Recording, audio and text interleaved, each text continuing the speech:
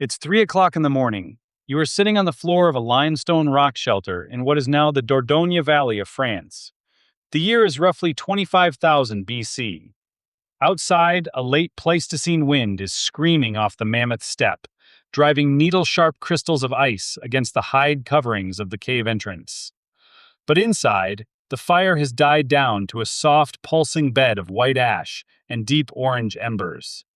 Around you, 30 members of your nomadic band are asleep, huddled together beneath heavy piles of cured reindeer fur, their breathing locked into the slow, synchronized rhythm of the deep prehistoric night. Except for one. Across the fire circle sits Tane. He is 22 years old, and he is the only other living thing awake. He is sitting entirely detached from the sleeping pile, his knees pulled to his chest, staring blankly into the dying coals.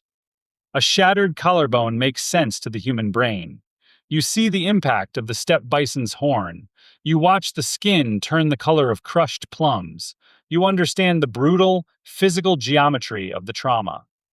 If a hunter gets his calf laid open by a cave hyena, you watch the band's elders pack the steaming wetness of the muscle with dried moss and bind it in gut. You look at the wound and say, "This is where the outside broke in." But the thing happening inside Tane right now defies logic. For 6 days, he has refused to speak. He has no fever, his lungs are clear, and his skin is unbroken. Yet his limbs have turned to lead. When the hunting party departs at dawn, Tane stays glued to the limestone floor. When his own mother presses a handful of precious, calorie-dense bone marrow into his palm, he lets it slip through his limp fingers into the dirt. He has become an empty vessel, radiating a suffocating, joyless vacuum right in the center of the camp. If you ask a modern person what happens to Tane when the sun comes up, our minds immediately project a grim, cinematic vision of survival of the fittest. We assume the tribe looks at this dead weight, packs up their flint scrapers, and leaves him in the snow to freeze. In the razor-thin caloric margins of the Ice Age, an unproductive mouth is an existential threat to the collective. Except, the physical bones of our ancestors tell a completely different story. When paleoanthropologists excavate Upper Paleolithic burial sites, they don't find a history of hyper-efficient, Spartan cruelty. They find the skeleton of Shanidar I, a Neanderthal man who lived to the ripe old age of 40, despite being blind in one eye, missing his right forearm entirely, and possessing a cripplingly deformed right leg. They find individuals who survive for decades with fused spines and profound congenital brain defects.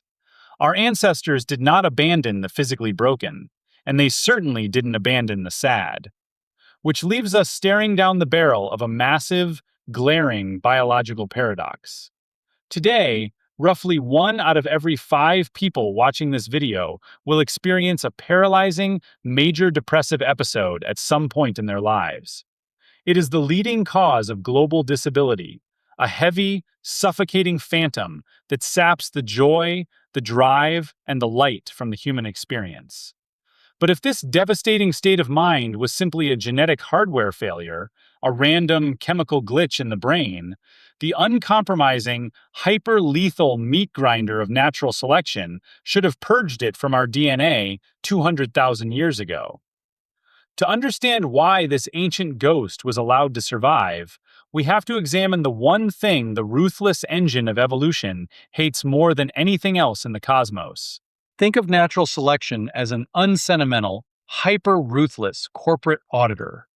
It tracks every single microgram of calcium in your skeleton, every millimeter of your optical nerve, and every subtle behavioral quirk in your lineage.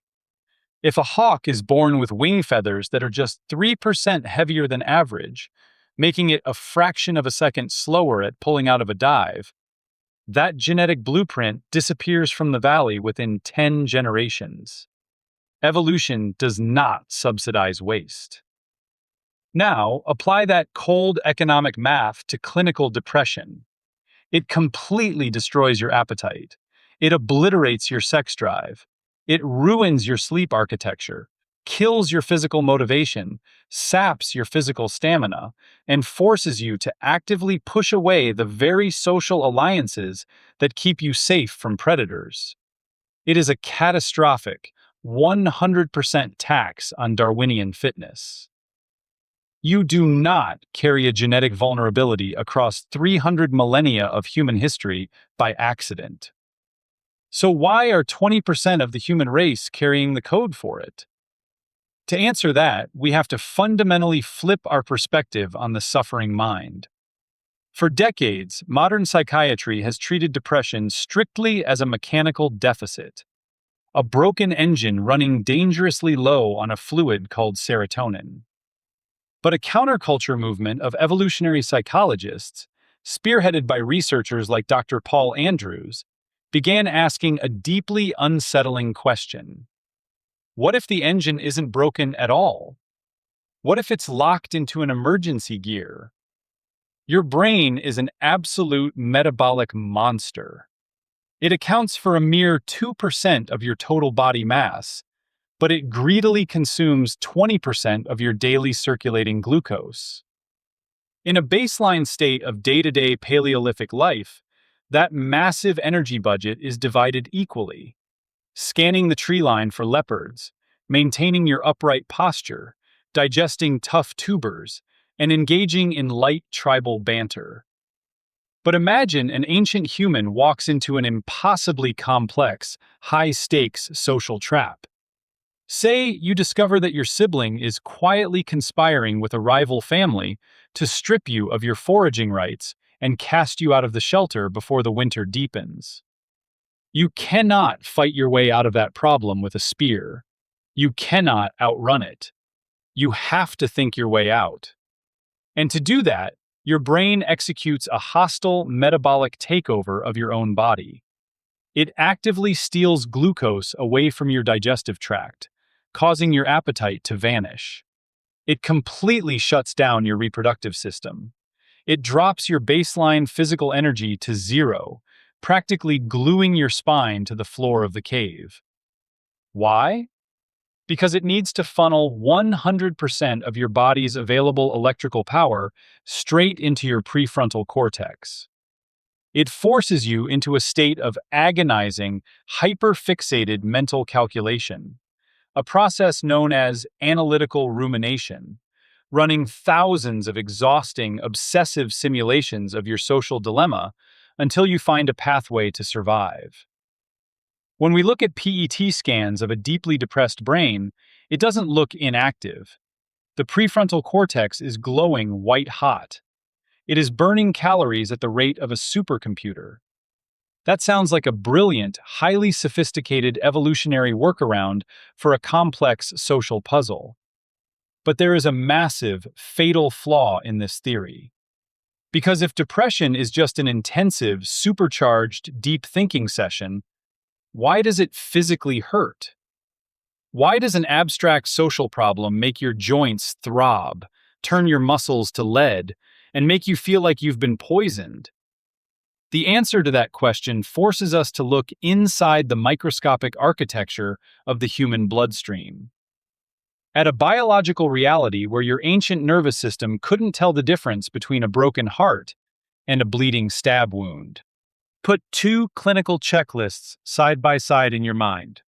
On the left is the standard psychiatric diagnostic manual for a major depressive episode: profound lethargy, severe anhedonia, hypersomnia, systemic aching, a complete withdrawal from social interaction, and an instinct to hide in the dark.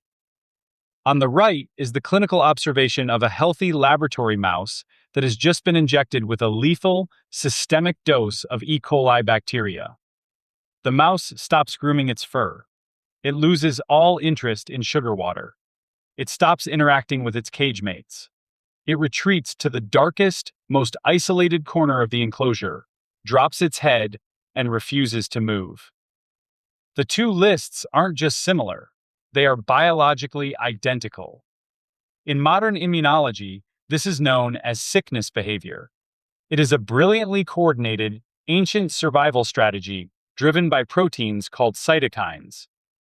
When a pathogen enters your bloodstream, these cytokines shout a chemical alarm to the brain. We have been breached. Shut down all non-essential kinetic activity. Conserve bodily heat. Marshal the white blood cells and keep this organism entirely still so we can fight a two-front war against this microorganism. When you catch the flu, you don't stay in bed because you are lazy. You stay in bed because your immune system has hijacked your motivational circuitry to save your life. Now, here is the discovery that blew the doors off evolutionary biology. When researchers draw the blood of human patients undergoing a severe, purely psychological depressive episode, patients who have zero bacterial or viral infections, they find something utterly baffling. Their bloodstreams are flooded with those exact same inflammatory cytokines. Their immune systems are at general quarters, preparing for a physical war that doesn't exist. Why would an abstract psychological crisis trigger an immune response designed to fight off a flesh-eating bacterium? Because to a human being living in the year 25,000 BC, there was no such thing as abstract psychological stress. In the Pleistocene, if you suffered a massive drop in your social standing or found yourself entirely ostracized by your band, that stress wasn't an invisible, floating anxiety. Within 48 hours, that social friction was going to manifest as blunt force physical trauma. It meant a club to the back of the skull, a flint dagger to the ribs, or being physically shoved outside the circle of the firelight to face the sub-zero wind alone. Your ancient nervous system didn't have the luxury of waiting for the teeth to break your skin. At the absolute first spike of severe social peril, the brain hit the biological panic button. It preemptively deployed the immune system, flooded your vascular system with coagulants so you wouldn't bleed to death from an impending puncture wound, and forced you to crawl into a dark, quiet space to prep your body for triage. Depression wasn't a collapse of the mind. It was a preemptive suit of biological armor. In the Stone Age, that armor worked because the crisis was strictly finite. You either got stabbed, you resolved the dispute around the fire, or you died. The physical threat cleared, the cytokines receded, and the armor came off. But what happens to a human being when you place them inside an invisible, inescapable modern crisis, and force them to wear that heavy suit of armor every single day for 10 years? That brings us to an even darker, more uncomfortable possibility. Because sometimes, the existential threat to a Paleolithic human wasn't an incoming spear. Sometimes, the threat was the tribe itself. Imagine you are the lowest-ranking gatherer in a nomadic band of 35 people. The dominant members of the group are consistently taking 60% of the wild tubers you dig up. They treat you with casual, daily contempt. You are chronically underfed, physically exhausted, and entirely trapped. In the year 2026, if you despise your employer, you send out resumes on LinkedIn. If your partner is abusive, you call a hotline or a lawyer. In the Upper Paleolithic, there is no elsewhere. To walk away from the campfire alone into the dark is to become leopard food by midnight. You cannot leave, and because you are physically outmatched by the alphas, you cannot fight back. You possess zero political leverage. Or do you? In the late 1990s, biological anthropologist Dr. Edward Hagen proposed the social bargaining hypothesis. He argued that true, crippling clinical depression is not a state of helpless surrender. It is an active, deeply calculated labor strike. Think about how an organism negotiates when it holds zero cards. If our Paleolithic gatherer simply walks up to the tribal chieftain and says, "I feel exploited, please share the meat," the chieftain ignores them. Talk is biologically cheap, and evolution does not respect cheap signals. To force a powerful, exploitative adversary to renegotiate a bad social contract, you have to present them with an honest, costly signal. You have to prove, beyond a shadow of a doubt, that you are fully prepared to let the entire enterprise burn to the ground. So, your subconscious takes over the negotiation. It completely strips away your drive to gather. It stops you from tending to the fire. It hollows out your cheeks, dulls your eyes, and turns you into a visible, radiating black hole of non productivity sitting right in the middle of the camp. You have just served your band with the ultimate Darwinian ultimatum. The current terms of this tribe are no longer survivable for me. I am withdrawing my labor. Either expend your precious, hard-won surplus calories to nurse me back to health and change the way you treat me, or watch me die right here in the dirt and lose my utility to this group forever. It sounds like an insanely dangerous game of evolutionary chicken. But when field anthropologists observe extant, modern hunter-gatherer societies like the Tsimane of Bolivia or the Kumsan of the Kalahari, they witness something deeply profound. When a member of the band exhibits classic depressive withdrawal, the tribe does not practice tough love. They do the exact opposite. They swarm them. The elders step in to arbitrate the unspoken tensions. The group takes over the person's daily foraging quotas. They increase physical touch and sit with them in the ash. The strike works. The leverage holds. For nearly 300,000 years, this subterranean suite of emergency software kept the human animal alive. When the world became impossibly complex, we ruminated. When physical violence loomed on the horizon, we put on our immunological armor. When we were crushed by the hierarchy of our peers, we went on strike. It was a masterpiece of Pleistocene survival engineering, which forces us to ask the final, most terrifying question of this entire investigation. If the software is so brilliant, why is it currently dissolving us? In evolutionary biology, there is a tragic fail phenomenon known as an evolutionary mismatch. Think of a newly hatched sea turtle emerging from its sandy nest on a beach at midnight. For millions of years, the hatchling's genetic code contained a very simple, beautifully effective instruction. Look for the brightest light source on the horizon and crawl toward it.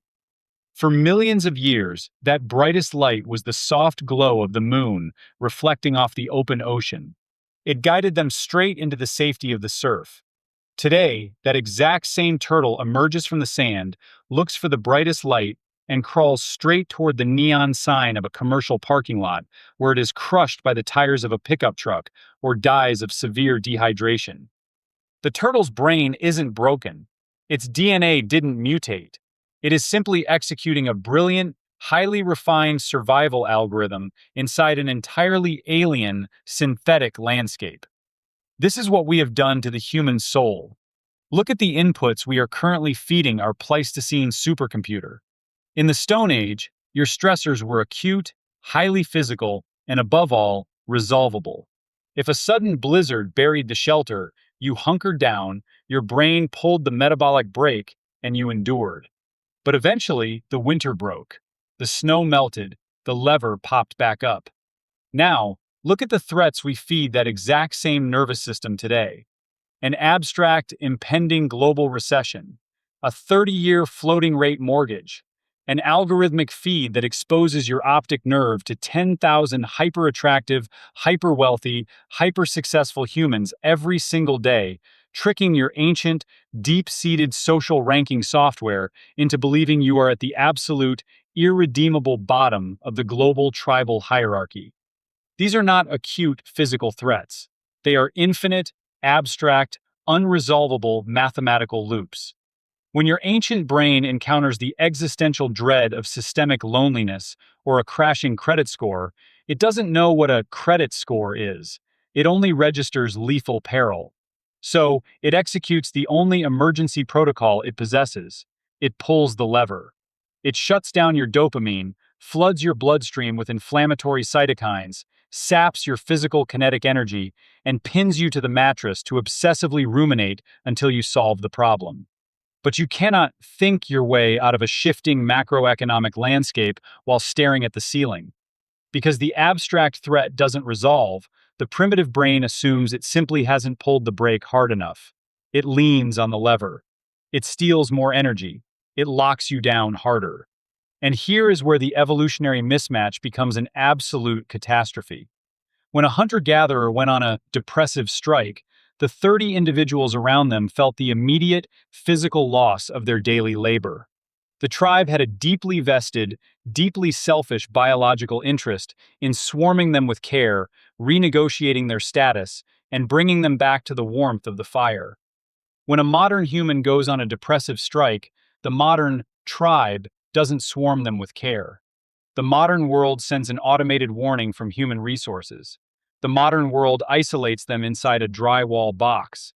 The modern world hands them a patented synthetic molecule designed to manually turn off the check engine light, so they can get back to their spreadsheet without ever actually repairing the engine. We haven't just triggered the ancient emergency stop mechanism, we have glued the lever down. Let's strip away the neurochemistry, the psychiatric manuals, and the evolutionary models. Let's go right back into the Dordogne cave from our very first scene and look at Tane sitting in the dark. But let's look at him through the clear, unclouded lens of human empathy. If you look at human suffering strictly through the sterile, fluorescent lighting of modern pathology, you will inevitably conclude that we are a tragic, deeply malfunctioning design.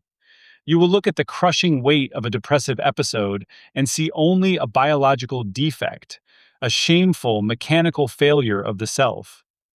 But if you turn off the fluorescence, if you step back out into the freezing, sharp air of the Pleistocene night and sit down in the ash beside Tane, the picture completely transforms. You start to realize that the suffocating darkness you feel during your lowest, heaviest moments isn't a sign that your body has betrayed you. It is the exact opposite. It is the deep, echoing footprint of an ancient nervous system that loved you so fiercely and fought for your genetic survival so tenaciously that it was willing to shut down the lights, lock the doors, and endure the agonizing, freezing cold of the dark, just to keep you safe from the storm. You are not a broken machine. You are a breathtakingly resilient animal, currently navigating by the light of a false moon. And perhaps the very first step toward healing isn't trying to manually rewire the ancient software, but finally recognizing the parking lot for what it is.